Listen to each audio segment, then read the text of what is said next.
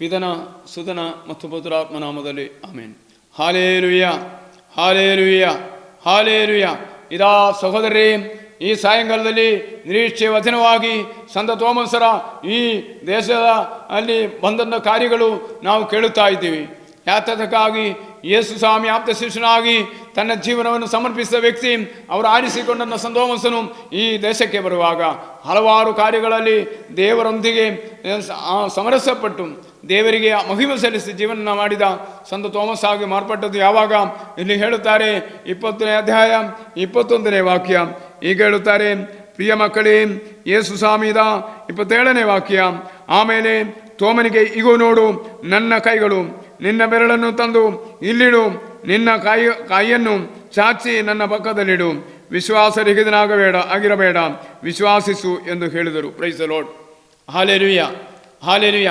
ಸಂತ ತೋಮಸನಿಗೆ ಈ ವಾಕ್ಯವನ್ನು ಹೃದಯದಲ್ಲಿ ನಾಟಿನಿಂದಾಯಿತು.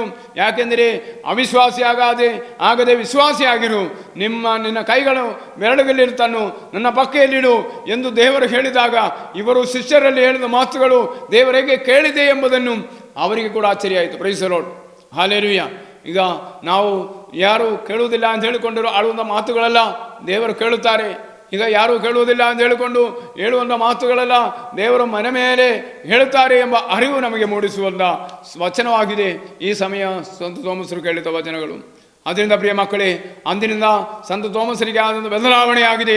ಈ ದೇಶಕ್ಕೆ ಬರಲಿಕ್ಕೆ ಕಾರಣವಾದದ್ದು ತನ್ನ ಅವಿಶ್ವಾಸವನ್ನು ನೀಗಿಸಿ ವಿಶ್ವಾಸಿಯಾಗಿ ಎಲ್ಲ ಕಡೆಯಲ್ಲಿ ಹೋಗಲು, ತನ್ನ ಜೀವನವನ್ನೇ ರಕ್ತಸಾಕ್ಷಿತ್ವವನ್ನಾಗಿ ಮಾರ್ಪಡಿಸಲು ಯೇಸು ಸ್ವಾಮಿ ತನ್ನ ಸೋಮನಿಗೆ ಅರಿವು ಮಾಡಿಕೊಟ್ಟಿದ್ದರು.